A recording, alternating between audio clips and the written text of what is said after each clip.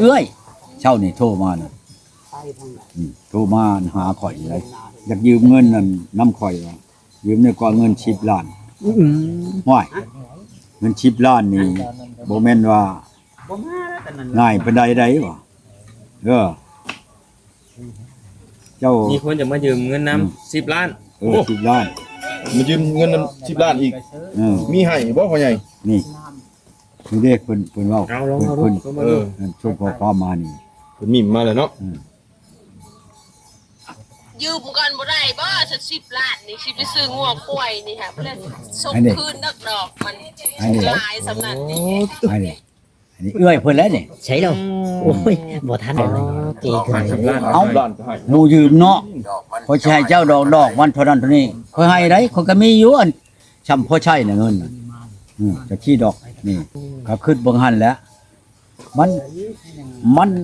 อันนั้นแล้วนี่น่ะขอยฮู้จักแล้วแผนการของมันนี่มายืมน่ะ2คนแม่นบ่ยืมนำนั่นจักหน่อยมันก็ว่าขอยบ่ได้เอานำเจ้าได้ใช้หลักฐานเจ้าเจ้ามันก็มันเห็นน้องมันต้มไปแล้วเอ้ยมันสิมาต้มทางนี้บัดนี้โอ้โหเห็นว่าง่ายเขาก็ง่ายอยู่ดอกง่ายโพดเนาะพ่อใหญ่เนาะกันว่ามีเนื้อหลักอักษรค่อยก็ให้ได้อยู่พอถอนธนาคารออกมาให้ค่อยก็ถอนออกมาให้ก็ยังได้บ่ได้ว่าเงิน10 ล้าน50 ล้านค่อยก็ให้คะแนนว่ามันคืนมาเอาบ่ได้ค่อยมาคิดตัวนี้แหละอันช่างชาเบิ่งอันว่าน้องข่อยจังว่าให้ป้านะ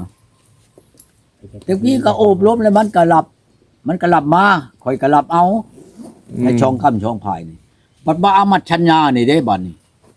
ลงบันทึกชัญญากันเมียนนี่จังชั้นบ่ให้เฮ็ดจังชั้นบ่จังชั้นบ่ให้เฮ็ดเอาแล้วคนโทรมาก็บ่ได้มันตัวนี้ติบัดนี้มันใช่ค่าเจ้าเมียนแหละใช่ไร่เจ้าเมียนแหละบัดคนอยากได้ทางไม้ทางยาเขาโทรมาได้จ้ะพ่อใหญ่ก็บ่ให้เฮ็ดแล้วนั่นน่ะเดี๋ยวได้สิหาเงินได้จ้ะพ่อใหญ่เอาบ่ได้มันก็บ่แม่นสิให้เฮ็ดแน่นอนบ่ได้แล้วเนาะพ่อใหญ่เอาแล้วข่อยแล้วมาเบิ่งน้องชายว่าเดี๋ยวนี้เฮ็ดจังซี่ซะอยู่เสียน้อยชายก็เสียหลายบ่เอาหยังนำมันปัญญาใช่ปะยกยากะยาเนาะน้องชายก็เองเลยตัดขินยาจ้ะเลิกกัญชามันบ่เอาเป็นได้ก็เป็นบ่ใช่คนกระจกกันใบยังก็พ่อใหญ่ใบน้ำตาลบ่ยังบ่แม่นติใบชัญญาใบเซ็นสัญญาซื่อเนาะใบเซ็นชัญญากันแต่ว่าเซ็นชัญญาว่าใดแปลว่ายังค้างเท่านั้นเสียแล้วเท่านั้นฮอดมื้อนั้นวันที่เท่านั้นแหละมาเชียร์ให้อีกมันยังค้างอยู่งวดนุ่งตู่เด้มิดเดือนอันแล้วอันนี้แล้วออกเจ้าแล้วคนมาไปเชียร์ให้เขาอีกงวดตัวนึงแล้วก็แล้ววันนี้บัดนี้ยังค้าง7 ล้านก็งวดตัวนึงอีกถ้าว่ายิ่งนี้ชายยิ่งยังก็ไล่อยู่นะหั่นแล้วมาเบิ่งแล้วนี่คันเอามาอีกนั่นค่อยว่าบ่ฮอด10มื้อกับเมียผู้นี้น่ะก็มันสิหาใช่คืออันเก่าหั่นนะจักหน่อยมันก็หาใช่เจ้าแล้วมันก็เอาไปกินแล้วเงิน7 ล้านกับงัวช่องโตอีกได้มันยังค้างอยู่นะจังว่าน้องชายนั่นเชียร์น้อยจักว่าใครก็เชียร์หลายบ่จักอ้ายแน่ใดคือก็เขาแต่งผู้สาวเนาะบ่เอาน้ำมันชัดนี่คันว่าเชียร์เบิดนั่นต้องไปแต่งผู้ใหม่ก็ได้เลยซำนั้นน่ะหมอน้องนี่เว้าโอ้ไปเว้ามาคือไปนำกันก็เว้าอันยาโลดเด้อไปจังว่าน้องชายว่ายาบ่เชียร์หยังก็บ่เชียร์ฉันนะที่ดอกพอจะมาค่าอยู่จักเช่นอะไรคันอ้ายน้องมาคืนในนี่มาเห็นมาพ่อนั่นหมู่เจ้าก็ว่าดีผู้หนึ่งแล้วคนแถลงเนาะแถลงเอาตัวเองหั่นนะแม่นแล้วพ่อใหญ่เฮ็ดหยังก็ดีแท้จริงชวนนั่นอันนี้ชวนประกาศบาทนึงมันก็บ่ได้เฮ็ดหยังนำข่อยมีแต่ข่อยเฮ็ดชวนประกาศอะไรพ่อใหญ่อันนี้บ่ได้วันประกาศพ่อใหญ่ขุดเองบ่ขุดเองกับมันอยู่ในนั่นข่อยปลูกมันบัดนี้ข่อยก็ไปขุดถึงพุดก็ถึงปลูกอยู่ในหั่นน่ะผู้เดียวบ่เฮ็ดก็จักสิได้เฮือนโตเนาะแม่นแล้วชวนก็ชวนตัวเองมันนั่นบ่เฮ็ดก็ยาแล้วของมันบ่โชสิได้อยู่กินน้ำเฮาเด้อันนี้บ่อนมันอันนั้นข่อยก็ยาเฮ็ดจังได๋ยินไว้จังฉันนะเนาะยากอีเนาะตูจานโอ้โหเมียข่อยที่ผ่านมานี่อันที่เมื่อแล้วนั่นมันบ่แม่นสิ ยากวันนี้ไหนอันนี้ได้ความได้เว้าความไกลหันบ่ได้เว้าจักคนบ่ได้ทุกข์ได้ยากนํไอ้น้องก็บ่ได้สุขได้ยากนํจักเทื่อไปก็ไปผู้เดียวคันชงก็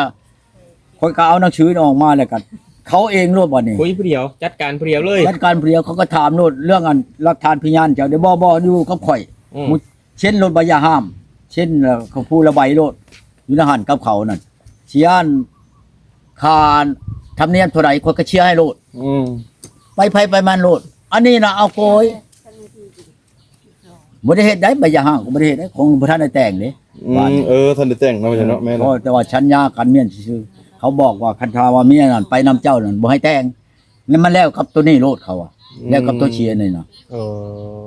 ฉันแล้วก็ข่อยเอาคือจะว่าอยู่แล้วหักบ่ปากข่อยก็ดี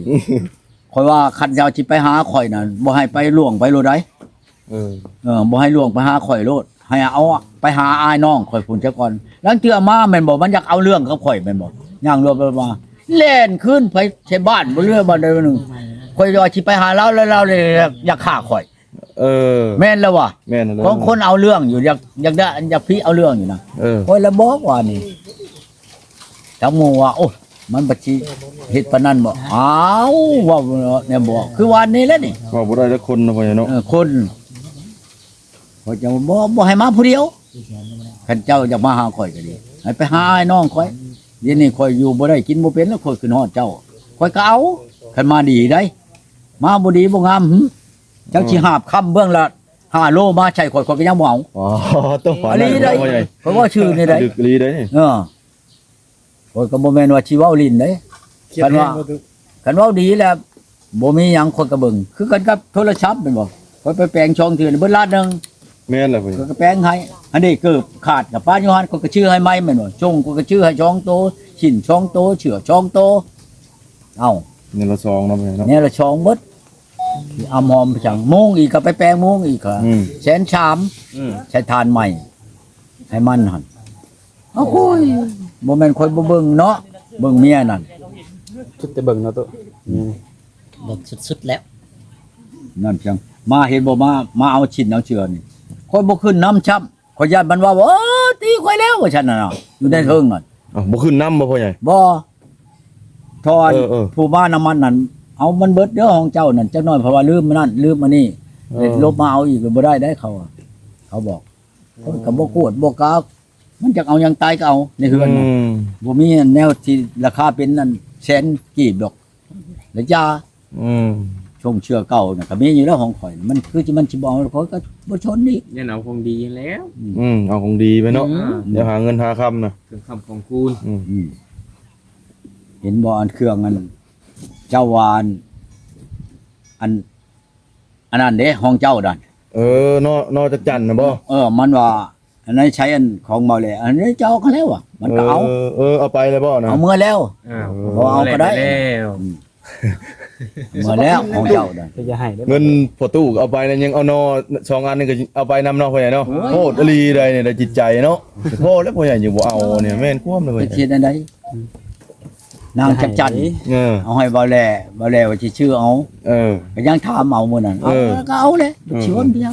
หักสรรพคุณดีจังตู่อันนั้นน่ะ ค่อยก็บ่ฮู้ได เอาแล้ว ค่อยก็ยังบ่ฮู้ค่อยก็บ่ทันเคยเห็นเคยพอจักเทื่อของอันนี้นะ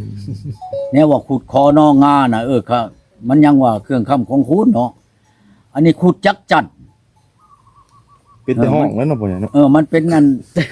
เป็นกกไม้หากแต่ว่าปัดเป็นอันอยู่ในหากมันนั่นเป็นอย่าคือจักจันคือนางจักจันแบบว่านางจักจันมันออกแล้วบ่ทันได้โปกปีกโปกหยังหั่นน่ะ เป็นแบบนั้นเลยเนาะ คันว่านั่นอยากฮู้จักว่ามันนั่นไปขุดรถบนจักจันนั่นมันเป็นขวยน่ะนะค่อยเคยขุดเอาอยู่ดอกจักจัน น้ำล้าวน่ะลายบ่ตัวจาน รู้หลายได้ ลายบ่ เขาไปขุดแล้วบ้านเขาน่ะบ่แม่นแต่เขาดอกบ้านเขาน่ะไปหาขุดไปขาย โอ้ อยู่น้ำเอื้อยเรานั่นอันเช้าอันนั้นนั่น มีคนถาม มันเป็นเบ้าอยู่อันนั้นเขาเราว่าเขาให้คู่หนึงอะ500 บาทแล้วฉันนั่นน่ะเรายังบ่ขาย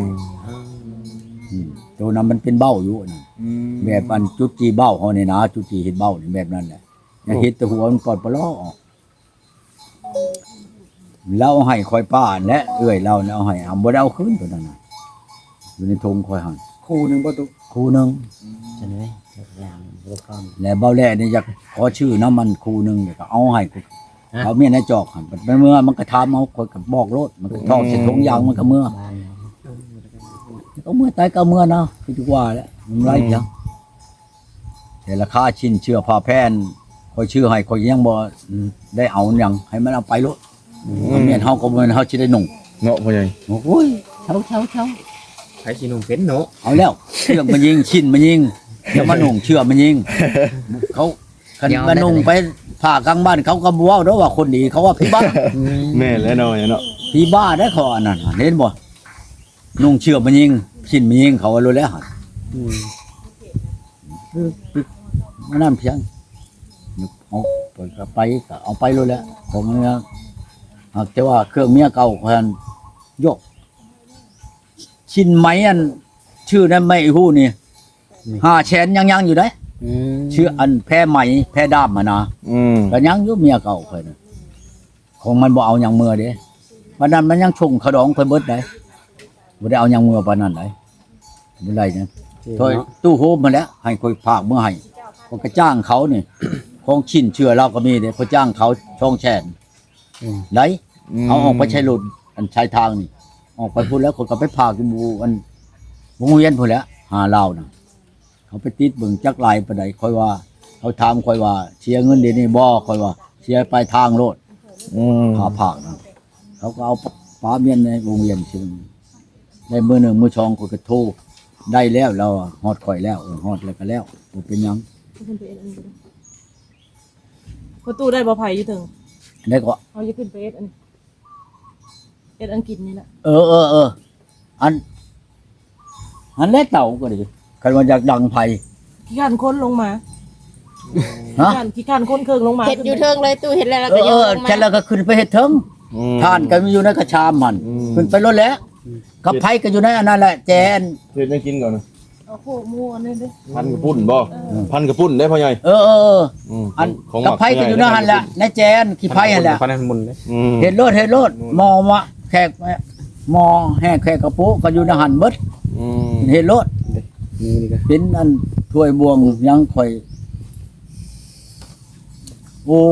ยคันชีเว้าแล้วก็บ่แม่นดูถูกเมียดอกเนาะเรื่องนึง ดีอยู่แล้วเนาะพ่อใหญ่เนาะเรื่องเฮ็ด เมีย เวียก ชะม งาน วย เนาะ ชามเมียนี่ยังเมียอีชาวดินนี่ยังว่าอยู่น้ำพ่อน้ำแม่นี่ไกหันแหละนี่แหละเมียบ้านกังบ้านอันนี้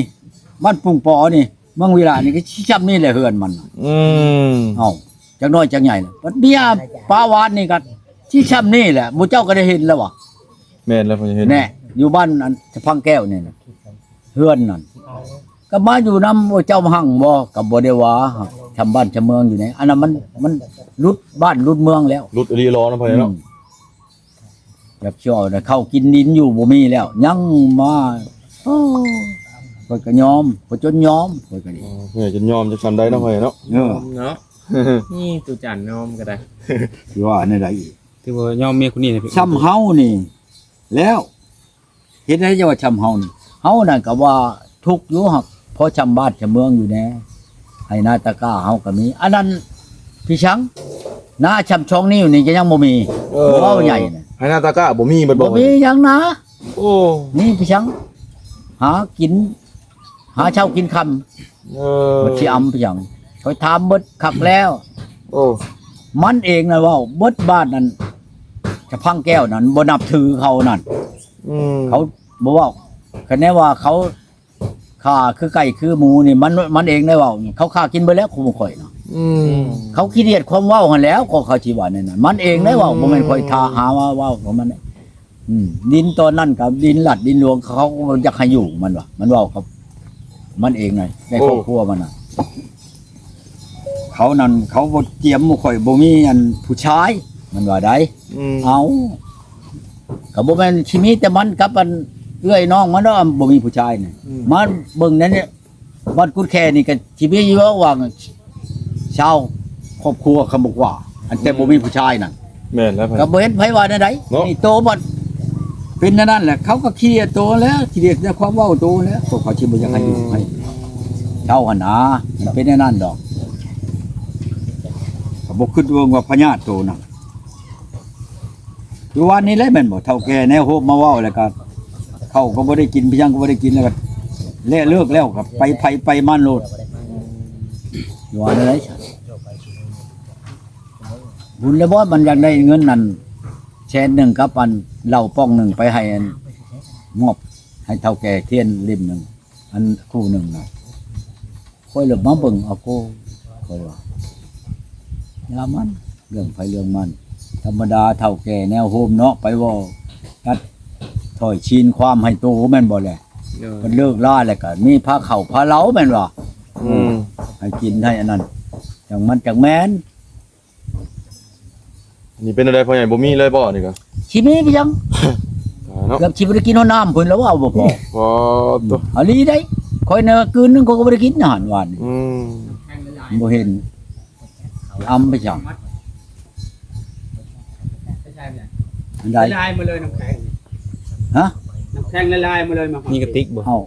เจ้าก็เอาขึ้นใช้แล้วแหละนะฮะ เสร็จตู้เย็นได้ไว้ก่อนบ่ ติ๊กก็มีอยู่ มีกระติกกะ กระติกมันเล่นนะฮะแขวนแม่นหั่นเจ้าขึ้นไปก็เจ้าก็เห็นแล้วในที่ตู้เย็นนั่นกระติกช่องหน่วยพุ่น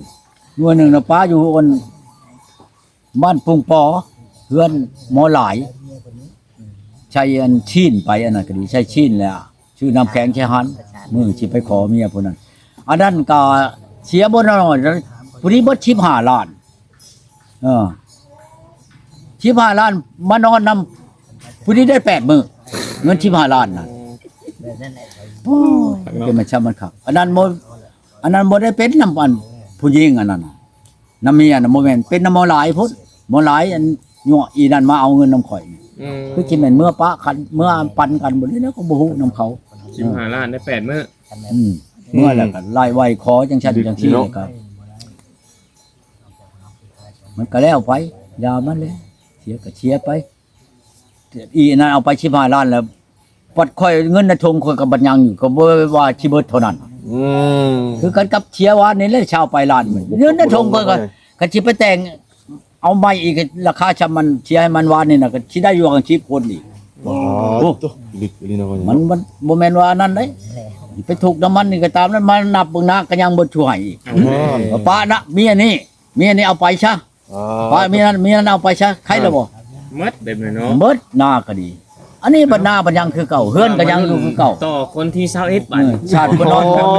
ยังอ สิ ยู่ แม่นไผเนาะบ่นี่ แม่นจักสิแม่นไผแล้วบาดนี้ เออไผได้เป็นคนโชคดีเนาะ โอ้ยเช้า ไผ่ก็ขึ้นนาน นั่นจังอีก ตอนนี้เขาไป เอ้ยเช้านี่โทรมาน่ะ ไปทางไหน โทรมาหาข่อยเลยอยากยืมเงินนั่นน้ำข่อยว่ายืมในกว่าเงิน10ล้านห้วยเงิน10ล้านนี่บ่แม่นว่า บ่มาแล้วแต่นั้น ง่ายปานใดวะเจ้า มีคนจะมายืมเงินนำ10ล้าน 10ล้าน มายืมเงินนำ10ล้านอีก มีให้บ่พ่อใหญ่ นี่นี่เด็กเพิ่นเว้า เอาลองเอาดู เพิ่น ก็มา เอ ดู อ ช่วงพอความมานี่ เพิ่นมิ่มมาแล้วเนาะ ยืมกันบ่ได้บ่สัก10ล้านนี่สิไปซื้องัวควายนี่ค่ะเพิ่นส่งคืนดอกมันหลายสำนักนี่ อันนี้เอื้อยเพิ่นแล้วนี่ ใช่แล้วโอ้ยบ่ทันซ้ำ ย้อนได้ฉัน ลึก ยื นี่ ม เนาะ เงิน10ล้าน ค่อยกันเลยตอบคืนบัดนี้ ตอบได้พ่อใหญ่บัดนี้ ควาย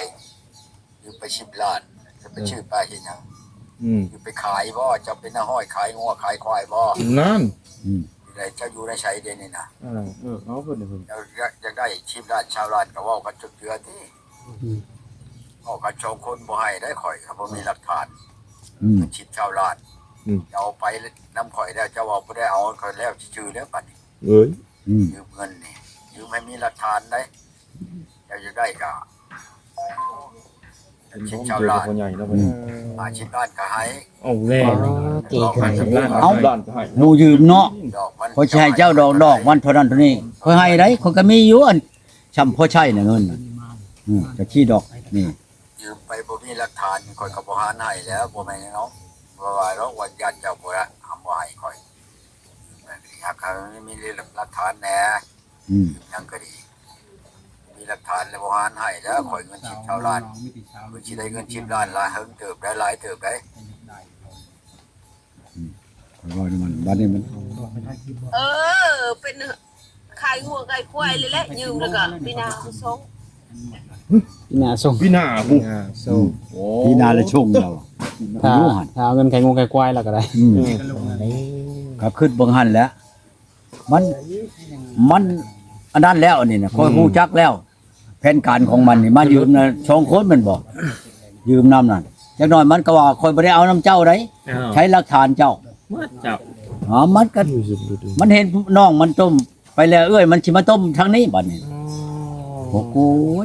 เห็นว่าง่ายเขาก็ง่ายอยู่ดอก ง่ายโพดเนาะพ่อใหญ่เนาะ กันว่ามีเนื้อหลักอักษรคอยก็ให้ได้อยู่พอถอนธนาคารออกมาให้คอยก็ถอนออกมาให้ก็ยังได้บ่ได้ว่าเอาเงิน10 ล้านนะ50 ล้านคอยก็ให้ อืม กันแน่ว่า